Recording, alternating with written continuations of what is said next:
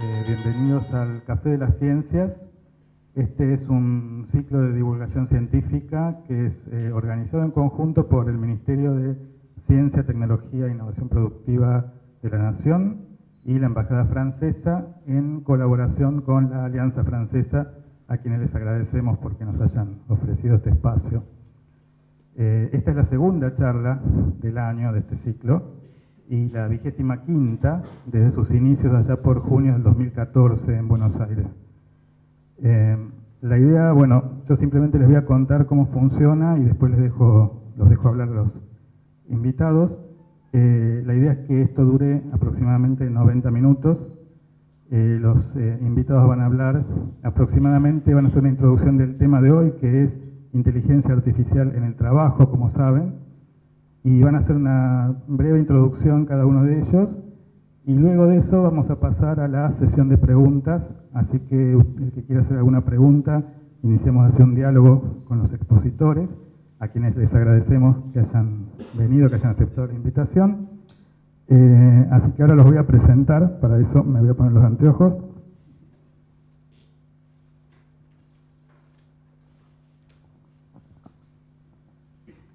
Bueno, en primer lugar tenemos a la doctora Cecilia Sanimerk. Bien, es profesora titular de informática de la, y disculpen mi francés, Institut National des Sciences Appliquées de Rouen, en Normandía, Master in Science en Ciencias de la Computación por la Escuela Superior Latinoamericana de Informática de aquí de Argentina, y doctora en Ciencias de la Computación por la Université Paul Cézanne de Francia, con acreditación para supervisar investigación por la Universidad de Estrasburgo, en Francia también. Y también tenemos como representante, aunque los dos son locales, pero bueno, como representante de Argentina de Córdoba, el profesor titular, el doctor Francisco Tamarit, profesor titular de la Facultad de Matemática, Astronomía, Física y Computación, FAMAF, de aquí de la Universidad Nacional de Córdoba. Como seguramente muchos de ustedes saben, él fue decano muchos años de esa facultad y hasta hace poco rector de la Universidad Nacional de Córdoba. Y también es investigador principal de CONICET en el Instituto de Física Enrique Gaviola, aquí en la ciudad de Córdoba. Así que, bueno, ahora los dejo con los invitados y que, no sé quién quiere empezar. ¿Cecilia? ¿Pancho? Bueno, Francia. Me va a costar no decir Pancho, pero bueno, está bien, con Pancho. Bueno, muchas gracias por esta invitación, muchas gracias a la Alianza Francesa como anfitriona y también al Ministerio y a la Embajada por la organización. La verdad que es una alegría compartir la mesa con Cecilia. Como ustedes ven, la convocatoria tiene que ver con inteligencia artificial y el mundo del trabajo. Y hemos decidido que yo voy a contarles un poco, porque quizá alguno no sepa, de qué se trata esto de la inteligencia artificial. El concepto de inteligencia artificial se autodefine. Tenemos que tratar de conseguir sistemas no naturales creados por el hombre, de algún tipo, con algún soporte físico, que emule lo que nosotros definimos como inteligencia. Y ya eso nos cuesta bastante, porque definir qué es inteligente no ha sido una cuestión muy simple a lo largo de la historia de la ciencia. Por eso yo quería contarles un poco una visión, si quieren, historicista de esta disciplina, que hoy ha tomado mucho auge. Yo me aparté un poco de la investigación cuando asumí el decanato de FAMAF, y créanme que en aquel momento pensábamos que la inteligencia artificial había llegado al fin de un camino y que iba a costarnos mucho esfuerzo, muchas décadas, poder salir de los embrollos en que nos habíamos metido, en que nos encontrábamos. En el año 2016, cuando retomé al laboratorio, había habido un auge enorme de la inteligencia artificial. Ustedes lo ven, porque hoy el mundo habla, a veces del peligro, a veces de la ventaja, de disponer de sistemas artificiales que empiezan a ser inclusive muy superiores en su desempeño, en su rendimiento, a lo que hacemos los humanos, que para nosotros, en muchos sentidos, seguimos siendo el modelo que queremos reproducir, porque en el mundo del trabajo se trata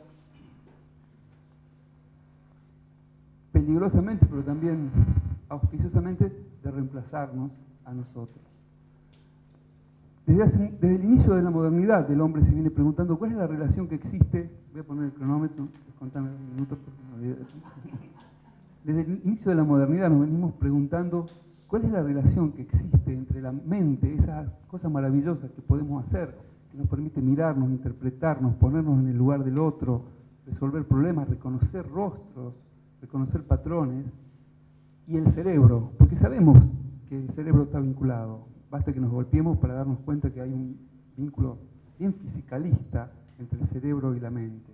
Esto a lo largo de la historia, lo saben muy bien los filósofos de la mente, los historiadores, ha dado lugar a un montón de teorías, un montón de hipótesis que han ido evolucionando. Sabemos que nuestra actividad mental está íntimamente relacionada con el cerebro. Y desde el inicio del siglo, gracias a un español, sabemos que el cerebro está formado por unas células muy especiales, que son las neuronas. En realidad hay otras células en el cerebro, pero las neuronas parecen ser particularmente relevantes a la hora de tratar de entender la inteligencia. Las neuronas son células como todas las otras neuronas, pero tienen una particularidad. Pueden mandarle un mensaje, se puede mandar un mensaje de una a la otra. No importa, no tenemos tiempo acá de contarlo cómo, pero eso las distingue de las células del hígado, de las células del pelo, de las células de la piel. Ellas se han especializado a lo largo de la evolución en mandarse señales. Y créanme que las señales y el método es extremadamente simple, simplísimo. Por eso, a veces, el cerebro es el paradigma del sistema complejo. Porque a pesar de que está formado por cositas muy simples, cuando las ponemos a trabajar juntas, es capaz de hacer cosas que no las podemos deducir de mirar a los componentes. Yo puedo entender muy bien cómo funciona una neurona, pero no puedo entender cómo funciona el cerebro. Entonces eso nos permite distinguir un sistema que es complejo, como el cerebro, de un sistema que es complicado, como un avión. Porque un avión tiene un montón de partes, pero de última instancia, si alguien viniese de otro planeta y lo pusiéramos a que trate de deducir, viendo las piezas del avión, cómo funciona el avión, podría hacerlo, pero al menos hasta donde sabemos hoy, es muy difícil, mirando el cerebro, entender cómo él consigue codificar la información, vincularse con el medio, adaptarse, modificarse, aprender y darnos las soluciones que buscamos. En ese sentido, ustedes coincidirán conmigo que hay pocos sistemas tan interesantes, tan sofisticados y tan maravillosos como el cerebro. El cerebro no nos importa tanto materialmente, a menos que seamos médicos, neurocirujanos, neurólogos. Lo que nos interesa es no el cerebro, sino lo que el cerebro hace. Y el cerebro produce esa actividad mental tan sofisticada. Y nosotros los humanos hemos conseguido cierto grado de sofisticación mental, pero no somos los únicos, porque la naturaleza muestra que la actividad cerebral ha dado lugar a un montón de comportamientos complejos en todas las especies animales, incluso hoy pensamos en las especies vegetales. ¿Cómo funciona esta idea? Si yo les digo que tengo un órgano que está formado por células que son las neuronas, ustedes seguramente, yo les preguntase ¿a dónde guarda el cerebro la información? Ustedes me dirían que lo guarda en las neuronas. Así pasa en el hígado, así pasa en el páncreas, así pasa en la oreja. Y en el cerebro no pasa así. El cerebro guarda su información en las conexiones entre las neuronas. Las neuronas se tocan para mandarse un mensaje eléctrico. Se tocan, casi se tocan, están un poquitito separadas, pero se mandan una señal eléctrica a través de unas ramificaciones que tienen, que se llaman dendritas y axones, como fibras, como pelos que salen de cada una, y se van tocando. Y es ahí a donde el cerebro guarda la información. Dos cerebros iguales, con diferente información, pueden tener el mismo número de neuronas, el mismo tipo de neuronas, pero diferentes conexiones. Cuando nosotros nacemos con una sobrepoblación de conexiones, y a lo largo del tiempo, con la experiencia, cuando interactuamos, no se nos van cambiando las neuronas, a pesar de que es cierto que se mueren, pero que también nacen, lo que se nos va cambiando es la arquitectura de conexiones. Y eso tiene dos componentes: quién se conecta con quién y cuán potente es esa conexión. Eso que nosotros llamamos plasticidad sináptica es el secreto para entender cómo nosotros usamos el cerebro, este órgano adaptativo, para poder generar todas estas actividades mentales que generamos simultáneamente, al mismo tiempo. Nosotros somos una máquina preparada para abordar muchas tareas simultáneamente. Entonces, sabemos que nuestra inteligencia, por así decirlo, está montada sobre una estructura de neuronas, pero alojada en las conexiones. Conexiones que vienen de dos tipos en la naturaleza. Algunas se llaman inhibitorias, otras se llaman excitatorias, pero básicamente cuando una neurona, imaginemos que yo soy una neurona y la otra neurona, yo le mando a ella una señal, a veces les digo, una conexión excitatoria sería decirle, manda vos un mensaje, y una inhibitoria sería, no mandes mensaje.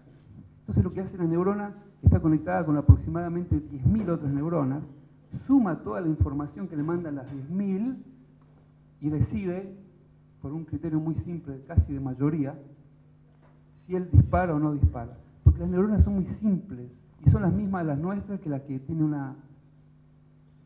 un ratón, un mono, pero peor, todo.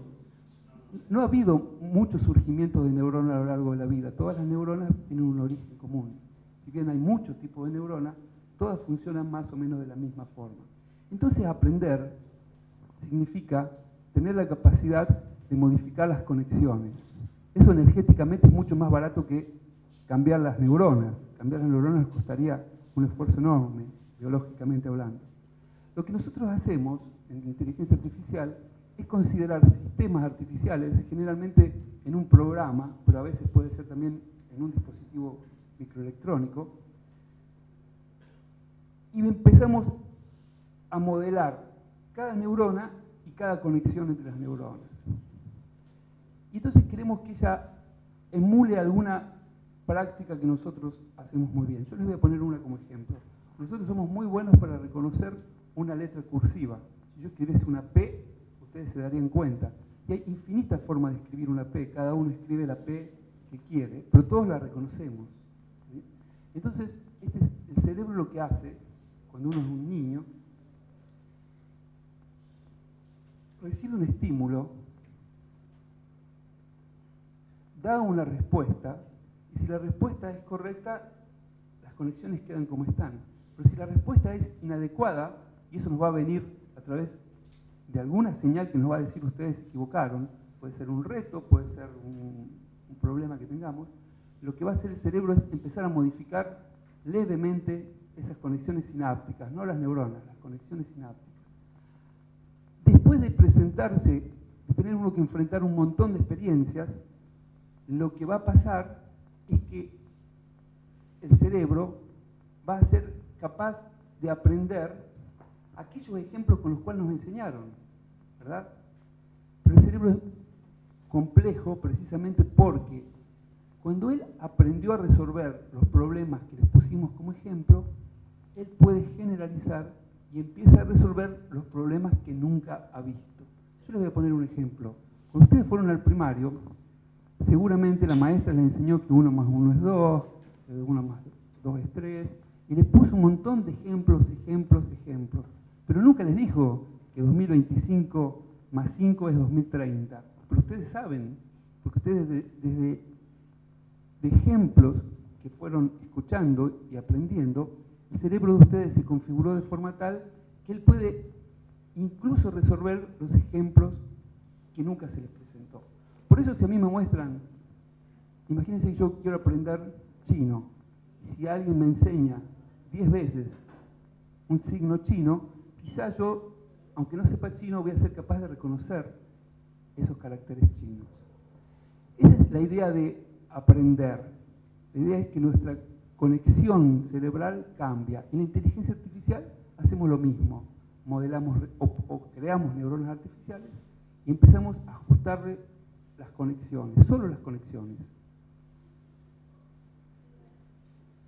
Eso nos permite modelar cosas maravillosas. En particular, nos permite modelar el aprendizaje. Nosotros podemos modelar en una computadora desde los años 80 cómo aprendemos. Nos permite modelar cómo memorizamos. Nosotros memorizamos muy distinto a una computadora. Imagínense que yo le mostrase a ustedes una foto de uno de nosotros tres, uno solo, cuando teníamos 15 años, ustedes la miran e inmediatamente saben quién de nosotros es. Y el cerebro de ustedes dirán, pero ¿cómo me vino eso? Si a mí nadie me mostró. Porque ustedes fueron entrenados y fueron dotados de un dispositivo especial para reconocer rostros humanos. Así como los chimpancés tienen un dispositivo especial para reconocer rostros de chimpancé y todos nosotros les parecemos iguales como los chimpancés nos parecen iguales a nosotros. Y siempre es la misma idea. La codificación está en la sinapsis. Así fue que en la década del 80 primero, un americano llamado John Hopfield retomó una tradición que había habido en los años 60 pero que había quedado olvidada. La idea de hacer una computación lógica emulando el cerebro. Con esta idea de tener neuronas, pocas neuronas, conexiones.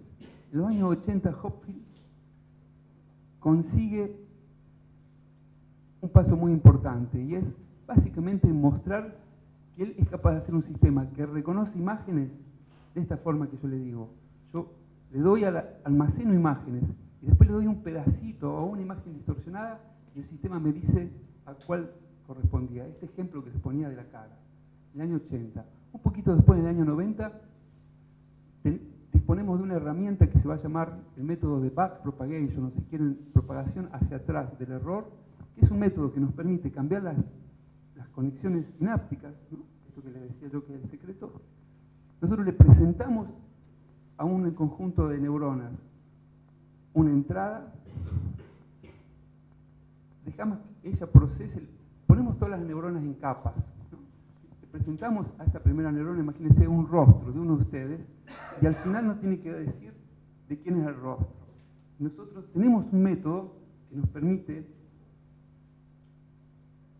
recalcular todas las conexiones sinápticas del cerebro, sabiendo cuán equivocada está la respuesta con respecto a la respuesta correcta. ¿Bien? Imagínense que yo le pongo una cara de él y le digo, decime el nombre. Supongamos que él me dice que es él, la castigo a la red, y le reconfiguro todas las conexiones sinápticas. Esto se hizo en los 90, dio lugar a una revolución en la inteligencia artificial que se llamó los perceptrons multicapas. ¿Qué es lo que pasó en el año 2000? Que estas técnicas se habían agotado, habían mostrado que funcionaban, pero que estaban lejos de emular la capacidad que tienen los seres humanos.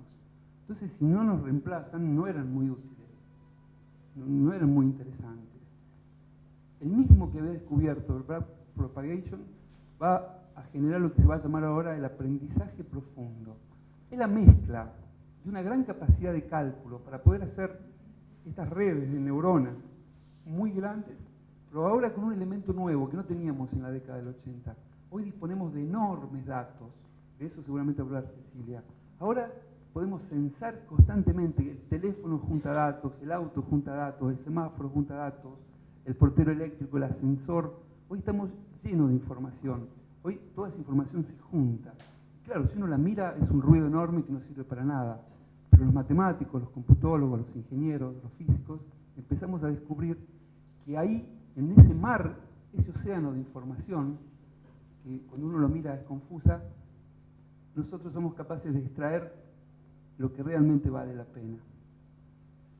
Esa mezcla entre las redes neuronales, ahora con un enorme potencial de cálculo.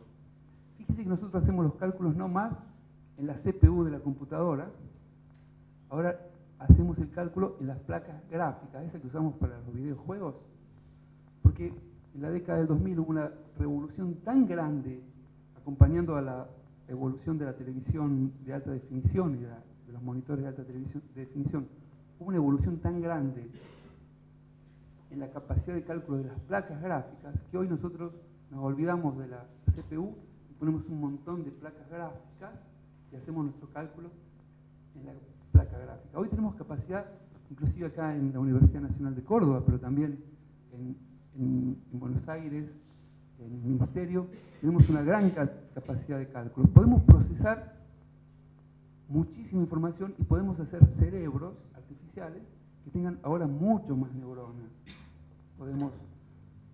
Pueden tener muchas más capas. Y cuando nosotros conseguimos tener muchas capas, decimos que el aprendizaje es profundo. Hay técnicas muy específicas, que no viene al caso que yo les cuente, pero sería oportuno, todo se puede contar para que se entienda, pero imagínense que nosotros ponemos acá 1 millón de neuronas, acá ponemos 500.000 neuronas, acá ponemos 200.000, y al final va a salir la respuesta, que generalmente puede ser un sí o un no. Entonces yo puedo preguntar, esta foto que te mostré, ¿es un perro? Y allá afuera una neurona se va a aprender si es sí y no se va a aprender si es no. Y nosotros tenemos que entrenarla.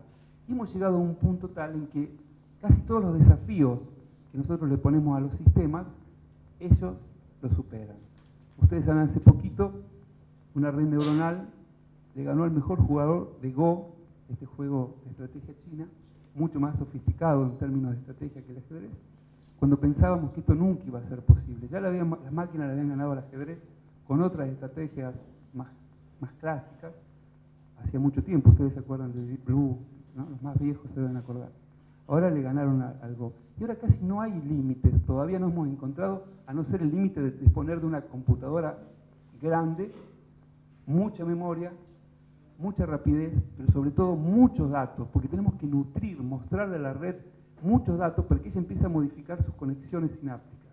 Y al final disponemos de un sistema que es casi tan eficiente como nosotros.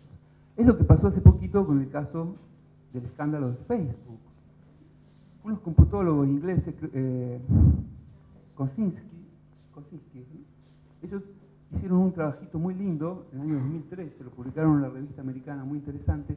Ellos mostraron, a través de 68.000 voluntarios que le daban sus likes, ellos le decían a qué le habían puesto un like en el Facebook, ellos hicieron una gran red, mezclaron muchas técnicas, y ellos consiguen, viendo los likes que ustedes hacen, consiguen predecir si son hombres, si son mujeres, qué edad tienen, qué religión tienen, qué preferencia sexual, qué preferencia política. Antes nosotros usábamos para eso indicadores biométricos, le preguntábamos la edad, el sexo y socioeconómico, a dónde vive, qué come, cuánto gana. Hoy, con los likes, ellos consiguieron predecir cómo nosotros somos solo a partir de Facebook. Ellos tuvieron 68.000 casos testigos voluntarios, con lo cual hicieron la red.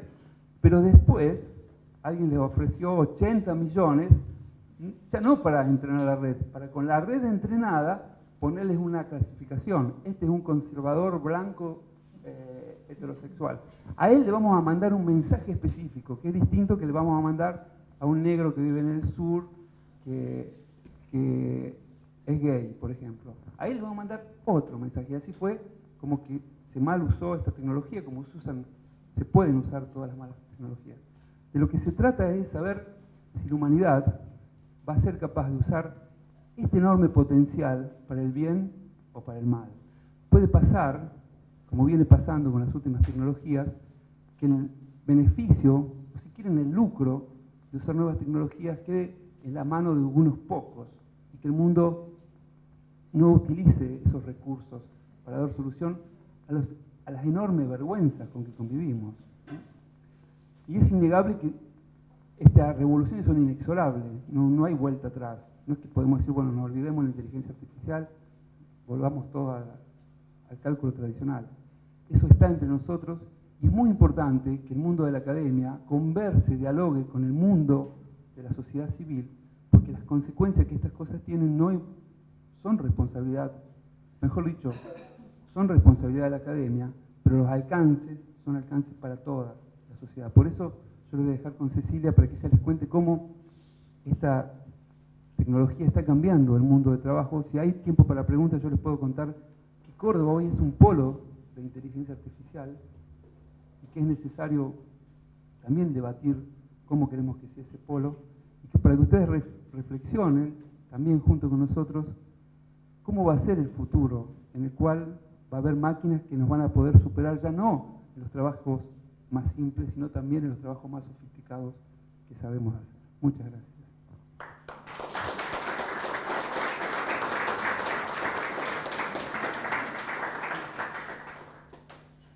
Bueno, buenas tardes y también quería agradecer a los organizadores por esta invitación. Ahí está, perfecto. Bueno, primero quería pedirles disculpas por mi castellano, hace casi 20 años que vivo en Francia y está medio oxidado, así que probablemente se me vayan a escapar palabras en francés, así que si no se entiende me avisan. Como les digo esto a mis estudiantes en Francia al revés, porque hablo francés con acento y que probablemente se me escapan palabras en castellano, bueno, y me di cuenta ayer en Mendoza que hablando español también se me complica. Yo querría continuar un poco uno de los últimos conceptos que Pancho evocó, que era este tema del bien y del mal, cómo vamos a utilizar estas técnicas de inteligencia artificial para el bien o para el mal. También yo voy a ver aquí el tiempo. Bueno, yo tengo la esperanza de que realmente lo usemos para el bien, aunque por supuesto va a haber que hacer ajustes en la forma en la que vamos a interactuar con estas cosas. Bueno, yo no trabajo en aprendizaje, no trabajo en la parte de Big Data que Pancho evocó.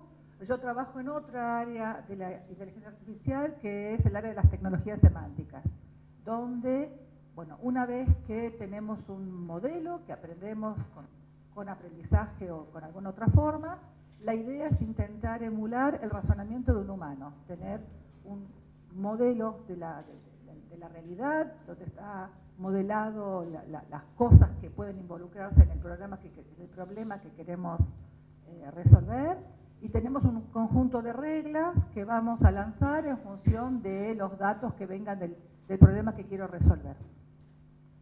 Entonces, bueno, ahí hay dos problemas. El problema de cómo aprendo ese modelo, porque justamente con la cantidad de datos de las que disponemos, datos de captores, de sensores de todo tipo, nuestros teléfonos que se sincronizan con las antenas de nuestros operadores de teléfono a una cierta frecuencia, datos más allá de los likes de Facebook, tenemos otro montón de datos que vamos desparramando por ahí y que ni siquiera nos damos cuenta que se hacen sin que seamos conscientes de que esos datos están saliendo. Entonces, bueno, tenemos un montón de datos, podemos aprender un modelo de la cosa, por ejemplo, si la persona era blanca y conservadora y qué sé yo, pero el gran problema es que a pesar de que tenemos un montón de esos datos, a veces no tenemos suficientes como para cubrir todas las eventualidades, todas las cosas posibles. Entonces, si queremos realmente utilizar estas técnicas de aprendizaje y de razonamiento para resolver un problema real, concreto, en general hay que llamar a un experto que me ayude a completar el modelo que aprendí con las técnicas de aprendizaje. Y el problema de los expertos en general, piensen por ejemplo en un médico cuando hace un diagnóstico. El médico tiene alguna regla, sabe que si nos duele la panza hay que darnos una buscapina y si me duele la cabeza me da un paracetamol. Pero de hecho el diagnóstico más complejo, más complicado, pone en marcha, utiliza conocimientos que él adquirió a partir de su experiencia clínica. Hay un montón de cosas que vienen de los libros y después hay otro montón de cosas que el médico aprendió a fuerza de ver pacientes y a fuerza de diagnosticar y de equivocarse. Entonces, se dan cuenta que a otro nivel es casi la misma cosa. Tiene ejemplos, sabe que esta persona tiene una gripe, entonces aprende a reconocer los síntomas, sabe que aquel otro tiene una apendicitis, aprende a reconocer los síntomas y después en algún momento en algún lugar de su cerebro se hacen conexiones y después es capaz rápidamente de detectar si alguien tiene una gripe o alguien tiene una apendicitis. El tema, digamos, que esas cosas, en general, cuando a un médico le preguntamos cómo hace para reconocer una apendicitis, probablemente no sea capaz de decírmelo, porque todo ese conocimiento se convirtió en lo que llamamos conocimiento tácito. Es algo que el experto no es capaz de verbalizar, lo pone en marcha automáticamente. Y el ejemplo clásico que le doy a mis estudiantes cuando explico esto de conocimiento tácito contra conocimiento concreto, digamos, es el tema de cuando nos estacionamos con un auto. Cuando recién estamos aprendiendo a manejar, para estacionarnos entre dos autos había toda una receta, había que ponerse el auto a una cierta distancia del auto adelante del que yo me quería estacionar y empezar a doblar el volante a un cierto momento.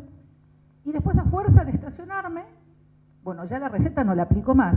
Y si cuando mi hijo me preguntó cómo había que hacer para estacionar, dije, preguntarle a tu instructora en la autoescuela, digamos, yo soy incapaz de darte la receta de cómo se estaciona, uno lo hace de forma intuitiva. Entonces, el problema es que cuando aprendo un modelo a partir de datos, no puedo estar segura que todas las eventualidades están consideradas, y cuando intento completar el modelo con un experto, a lo mejor el experto no me dice todo porque pone en marcha conocimiento tácito que no es capaz de decirme explícitamente. Bueno, esto produce problemas. En algún momento hay que completar esos modelos de alguna forma.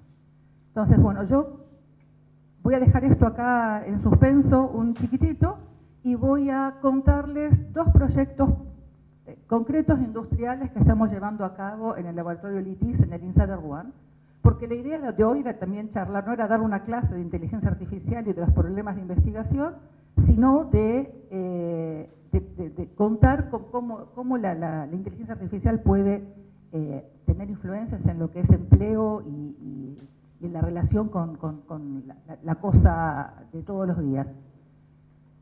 Yo trabajo mucho en aplicaciones de la inteligencia artificial en la industria, y en particular en Europa, y a partir de unos pocos años bajo una iniciativa alemana, hay algo que viene pisando fuerte, que es lo que se llama la industria 4.0. De hecho, la idea es la siguiente: cuando tenemos una línea de producción de alguna cosa con robots o con humanos o puestos de trabajo donde se hace algún montaje para armar un auto o lo que fuere, ahora tenemos captores, sensores se dice en castellano, donde se miden cosas, se miden parámetros de las máquinas, parámetros de los robots, se pueden medir parámetros de las piezas que se van montando, el diámetro, qué sé yo, ¿ok? Entonces, la idea es usar de forma conjunta los dos enfoques. Aprendizaje, porque tenemos datos que vamos recuperando de todos los sensores cuando las piezas se van armando y las partes van llegando y las piezas se van armando, y tecnologías semánticas y razonamiento para intentar entender ese modelo de comportamiento que aprendemos con los datos de los sensores. A término, la idea es, bueno, tengo el modelo, sé cuándo mi línea de producción está funcionando correctamente, sigo leyendo los datos de los sensores y debería ser capaz de darme cuenta cuando mi proceso se está apartando de la norma, de ese modelo de comportamiento normal que aprendí. De tal manera de poder lanzar alarmas, de indicarle a un operador que una máquina va a romperse con tal probabilidad a tanto tiempo, aprender a armar lo que se llaman crónicas, digamos, listas de eventos ordenadas ¿cómo se dice eso en castellano? Con diferencias de tiempo, sabiendo si pasa esto ahora y entre 3 y 4 minutos más tarde pasa tal cosa, entonces a 10 minutos más tarde, con tal probabilidad, esta máquina se va a romper.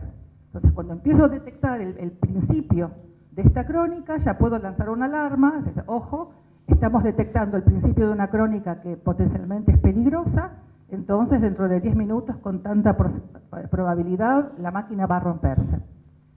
La idea de esto es que el operador pueda, por el momento no estamos haciendo nada automático, no estamos en una cosa como la película de Robot, donde los robots tomaban el control de la cosa. Por el momento solamente lanzamos alarmas para que el operador, el responsable de la línea, decida si para todo para arreglar la máquina o si cruza los dedos cuando la probabilidad es chica y se juega para ver si termina el lote de producción antes de que la máquina se rompa. Bueno, eso lo estamos haciendo con con bastante éxito, voy a decir, somos capaces de hacer eso. El tema, digamos, es que el aprendizaje, por el momento, me sirve solamente para lanzar la alarma, decir, bueno, esto se va a romper con tal probabilidad. Pero lo que querríamos hacer es también saber qué hacer para evitar eso, para que dentro de tanto por ciento no se rompa la alarma. Y ahí, lamentablemente, me hace falta realmente un experto. Un experto que va a decirme cosas como, por ejemplo, si la mayoría de los sensores A24 mide una temperatura alta, entonces hay que cerrar la válvula 14. Y el experto me va a decir eso gracias a su conocimiento tácito y me lo va a contar así en lenguaje natural. Entonces, los grandes problemas que estamos enfrentando desde el campo de la tecnología semántica es entender eso que el experto me dice. ¿Qué quiere decir la mayoría de los sensores A24? ¿Qué quiere decir la temperatura alta? ¿A partir de qué temperatura la temperatura es alta? Es que la temperatura, si me dicen 14 grados, eso significa que a 13.5 es baja y a 14.5 es alta. Bueno, eso no tiene mucho sentido tampoco. Entonces, bueno, hay otro montón de técnicas que estamos utilizando, bueno, razonamiento bayesiano probabilista para saber cuál es la probabilidad de que sea un sensor A24 dado que la temperatura es alta, y después, bueno, el problema de resolver qué es eso de la temperatura alta. Eso es un problema clásico que se llama el problema del anclaje de los símbolos, que consiste en intentar a traducir un dato cuantitativo, numérico, a una etiqueta de lenguaje alto, bajo, mediano. El problema del lenguaje, del anclaje de símbolos es bastante interesante porque todo depende del contexto de la cosa que estamos midiendo. Un ejemplo que yo doy seguido es el siguiente. Si estamos, por ejemplo, tenemos una imagen de satélite y estamos intentando entender lo que la imagen representa y detectamos decidimos que la cosa azul es agua. Si un experto me dice un océano pequeño, estamos todos de acuerdo que aunque el océano es pequeño, es mucho más grande cuantitativamente que una gran piscina, que una gran pileta. Entonces, el problema del anclaje de símbolos es complicado a resolver porque la etiqueta terminológica, la etiqueta del lenguaje natural que vamos a aplicar va a depender del contexto. Entonces tenemos que ser también capaces de representar este contexto. Cuando estoy hablando de temperatura de una habitación, alto y chico tiene algunos valores que intuitivamente podemos imaginar, pero cuando estamos midiendo la temperatura de un alto horno, alto y bajo, digamos, no es lo mismo que el alto y bajo de una habitación. Entonces, solo para terminar, porque también hablé un montón, somos capaces de aplicar en un caso concreto, con empresas concretas, en un proyecto franco-alemán de Industria 4.0, somos capaces de aprender el modelo del comportamiento correcto de una línea de producción, somos capaces de detectar las derivas respecto de ese modelo correcto que sabemos, y por el momento sabemos lanzar alarmas para indicar a el operador que la cosa puede tener problemas más tarde. Hay todavía mucho trabajo para hacer, querríamos más allá de hacer monitoreo, querríamos hacer diagnóstico, y la última cosa para terminar es que, bueno, este enfoque, aprendizaje, tecnología semántica, puede utilizarse para monitorear cualquier otro tipo de proceso. Por ejemplo, monitorear un paciente en terapia intensiva o cosas similares, ¿ok? Entonces, bueno, la pregunta que ya Francisco había evocado era, bueno, ¿esto es para bien o para mal? Bueno, por el momento, digamos, para mal, dijo alguien. Bueno, por el momento no reemplazamos a nadie en las líneas de producción, ¿ok? Porque el miedo siempre es ese. Pero, digamos, está claro que va a haber que encontrar otras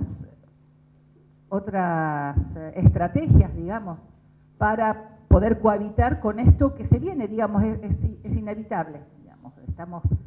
Producimos cada vez más datos, hay cada vez más capacidad de cálculo para tratar esos datos y aprender esos modelos, y tenemos cada vez técnicas más eficientes para monitorear esos procesos y tomar decisiones. Así que bueno, sus preguntas son más que bienvenidas.